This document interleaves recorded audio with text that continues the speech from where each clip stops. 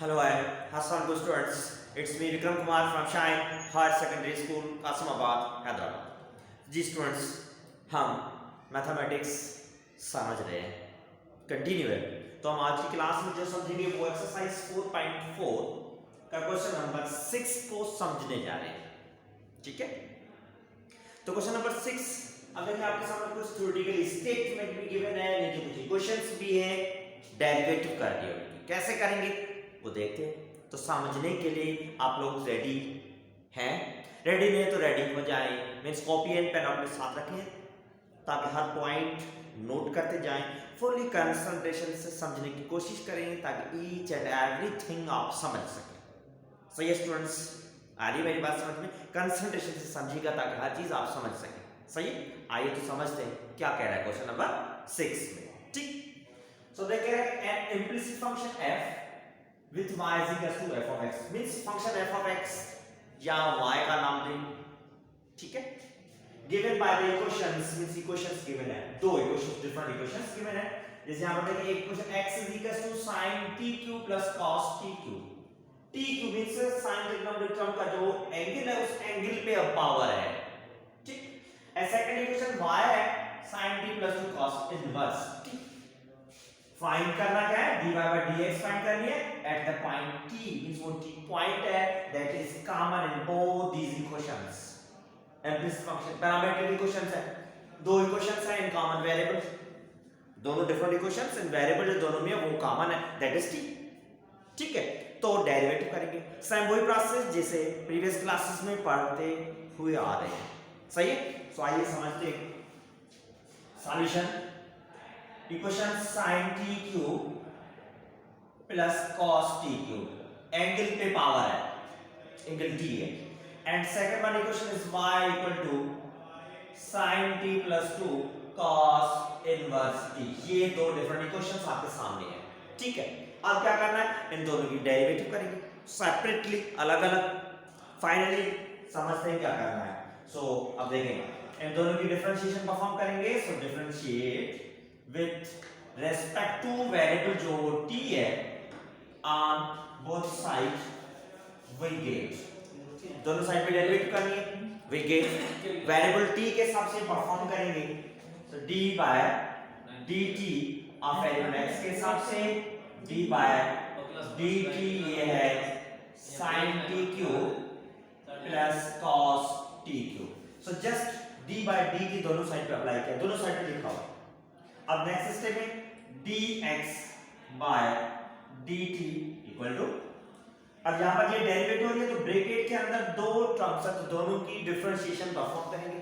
ठीक है, तो दोनों के साथ जस्ट d by dt, पहले है trigonometric sin t power 3 plus d by dt, second है cos t पावर 3।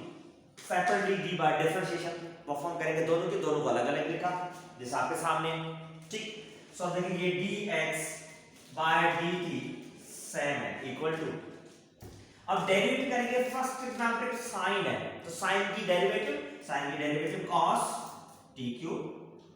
ठीक, साइन पे पावर नहीं, ये पावर जो है एंगल पे पावर है तो साइन की तो डेरिवेटिव हो गई।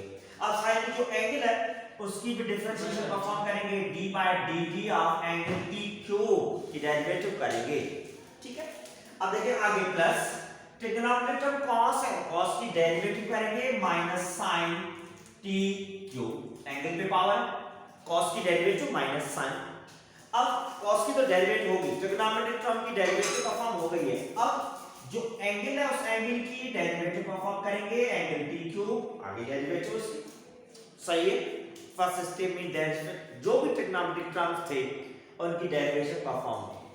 अब नेक्स्ट स्टेप में dx by dt equal to cos t cube into, अब t पावर 3 की डेरिवेटिव करेंगे तो t पे पावर 3 है तो डेरिवेटिव का रूल है फिर पावर आगे जाएंगे, एंड देन पावर में 1 माइनस किया, उसके बाद पावर है t पे तो t की डेरिवेटिव करेंगे। स्टेप्स फॉलो करके पावर आ गया है, देन उसी वेरिएबल पे पावर में 1 माइनस, एंड देन पावर जिस भी वेरिएबल पे है उसकी अपनी डेरिवेटिव परफॉर्म की जाएगी।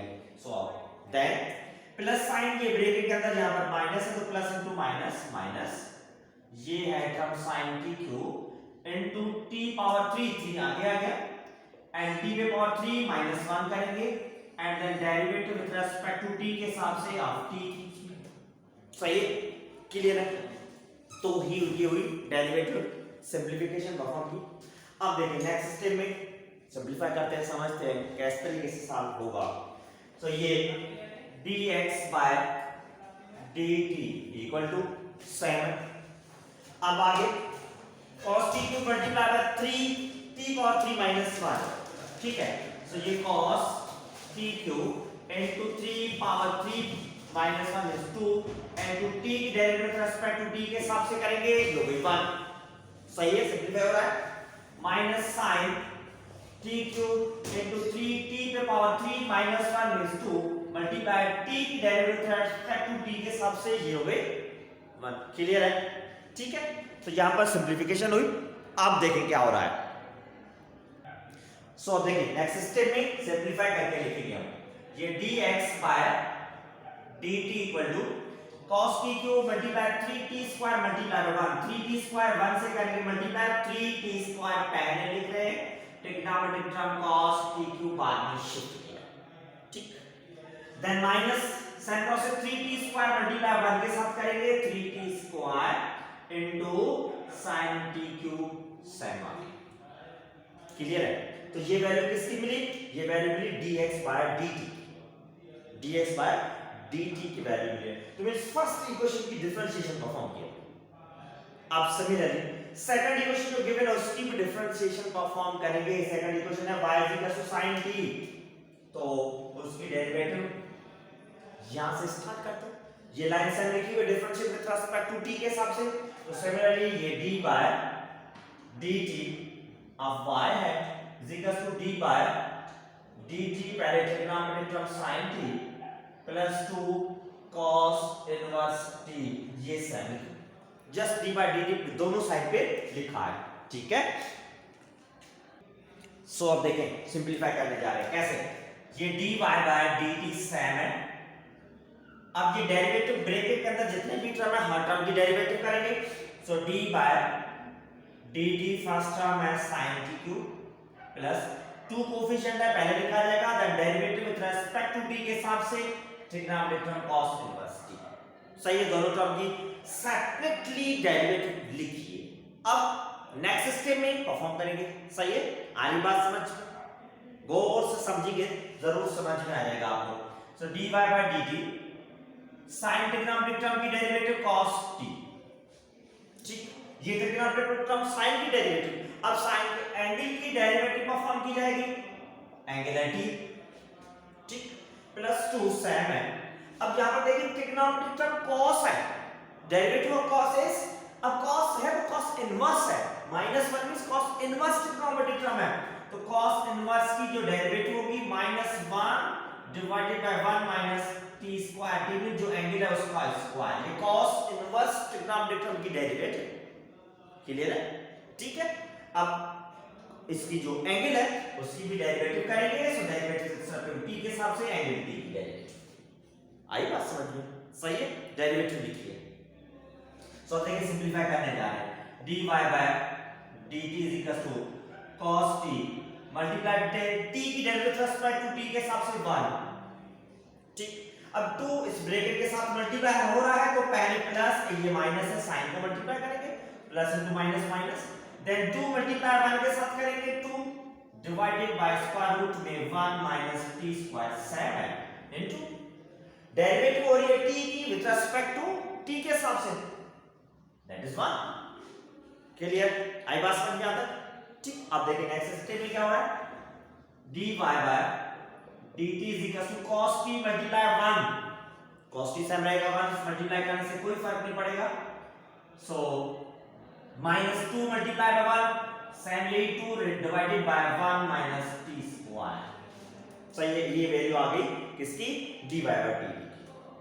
क्लियर है यहां तक? ठीक, अब क्या करेंगे।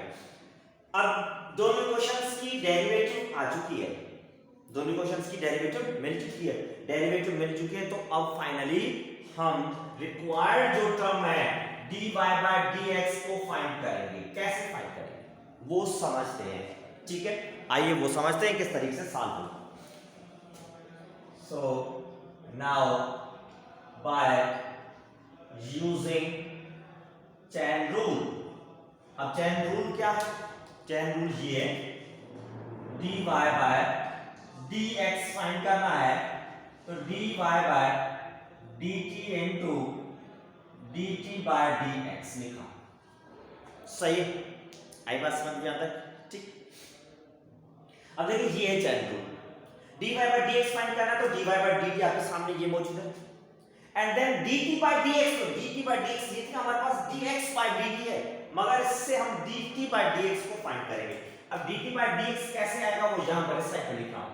अब देखिए dt by dx equal to कैसे आएगा, dx बाय dt तो है, नीड है फॉर्मूला के साथ में dt बाय dx को, तो क्या करेंगे इसको रेसिप्रोकल कर दें।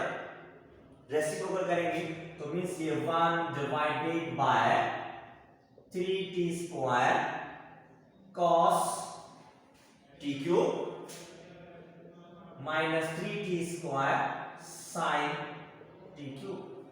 सही है, आई बात समझ लिए। ये क्यों लिखा है? क्योंकि फॉर्मूला के हिसाब से dt बाय dx चाहिए हमें, तो dx बाय dt तो है, तो इसको रेसिप्रोकल किया तो साइड पे वैल्यू रेसिप्रोकल हो गई। सही है, ताकि हम इजीली वैल्यूज सब्स्टिट्यूट कर सकें। सो अब इन वैल्यूज को हम सब्स्टिट्यूट करेंगे, कैसे समझते हैं, गौर से समझिए किस तरह से सॉल्व हो रहा है। तो dy बाय dx सेम है, dy बाय dt, तो dy बाय dt की वैल्यू आपके सामने स्क्रीन पे नजर आ रही है, cos t minus 2 divided by square root में 1 माइनस t स्क्वायर,